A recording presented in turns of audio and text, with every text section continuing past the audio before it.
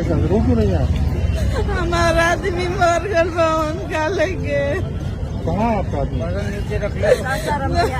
अच्छा वहाँ मर क्या करते थे?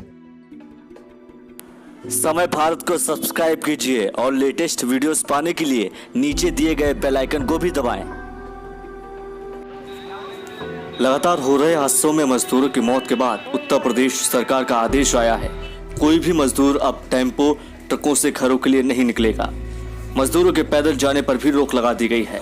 सरकार ने सरकारी बसों के इंतजाम की बात कही है। इस आदेश के बाद लगा कि मजदूर बिना समस्या अपने घरों को पहुंच जाएंगे, लेकिन इस आदेश के नतीजे अब उल्टे सामने आने लगे हैं। दिल्ली गाजियाबाद बॉर्डर पर बड़ी संख्या में पिछले 2 दिनों से मजदूरों की भीड़ लगी हुई है। ये सारे मजदूर सरकारी बस का इंतजार कर रहे हैं, मगर बसों की संख्या कम है और मजदूरों की संख्या ज्यादा। लिहाजा मजदूरों को पता ही नहीं है कि इंतजार करने के सिवा और क्या किया जा सकता है। यहाँ पर आए मजदूर किसी भी तरह घर पहुंचना चाहते हैं। सुनीता नाम की एक मजदूर रोते हुए बताती है कि उनके पति की मौत हो गई है, घर पर शव रखा है। रात से ही वो बस का इंतजार कर रही हैं, मगर कोई बस नहीं आई। उन्हें कैसे भी घर पहुंचना है। कहाँ से आ रही हैं? हम दिल्ली से। तो कौन है आपके साथ? रो क्यों नहीं आप? हमारा आदमी मर गल उनका लेके। कहाँ है आपका आदमी? नीचे रख ले। अच्छा वहाँ मर क्या करते थे वो?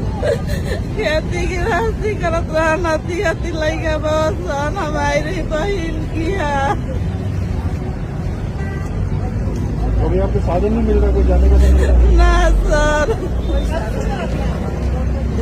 बहन की आज कोई साधन नहीं है यहाँ पे। आपको कहाँ सबको बिहार जाना है? हाँ जी, बिहार के हमारा के कोई सुविधा कर दीजिए सर। हमार लड़के रहता मैडम जी नानी बड़ा सर। मार रही एक नंबर लिख लो।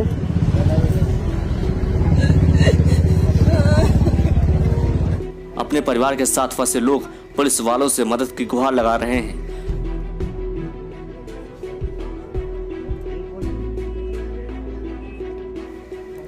मगर पुलिसकर्मियों के मजदूरों के प्रति बर्ताव पर सवाल उठ रहे हैं।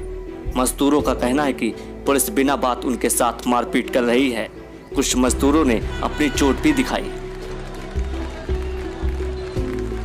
मजदूरों का ये आरोप पुलिस के रवैये पर बड़ा सवाल उठा रहा है। सबसे बड़ी समस्या इन फंसे हुए मजदूरों के खाने पीने की है।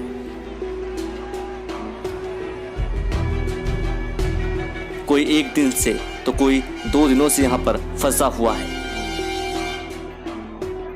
प्रशासन की तरफ से कोई राहत सामग्री यहाँ नहीं पहुँच पाई है। आसपास के कुछ लोग इन मजदूरों के लिए खाने की व्यवस्था कर रहे हैं, मगर इतनी बड़ी संख्या में मौजूद इन मजदूरों के लिए नाकाफी साबित हो रही है। मजदूरों का जगह जगह फंसे होना सरकार का सरदर्द बना हुआ है। इन मजदूरों तक राहत सामग्री पहुंचाना अभी तक एक मुश्किल काम लग रहा है। वहीं दूसरी तरफ सोशल मीडिया पर एक ऐसी ही फोटो वायरल हो रही थी। इसमें दिल्ली की एक सड़क के किनारे बैठा राम पुकार पंडित मोबाइल फोन पर बात करते हुए जोर जोर से रो रहा था। उसकी ये दारुण तस्वीर देश भर के प्रवासी मजदूरों का प्रतीक बन गई। समूचे देश में जब प्रवासी मजदूरों के सामने अस्तित्व का संकट गहराता जा रहा है, तो वहीं मीडिया में राम पुकार की तस्वीर खूब साझा की जा रही है। हालांकि दिल्ली से करीब 1200 किलोमीटर दूर बेगूसराय में अपने घर पहुंचने के लिए जूझ रहे 38 वर्षीय राम पुकार की तस्वीर को मीडिया में साझा किए जाने के बाद उसे बिहार तक पहुंचने में मदद मिल गई है। वह समय बेगूसराय के बाहर एक गांव के स्कूल में क्वारंटीन में है। राम पुकार इस बात से दुखी हैं कि वह अपने बच्चे की मौत से पहले घर नहीं पहुंच सका और उसे आखिरी बार देख भी ना सका।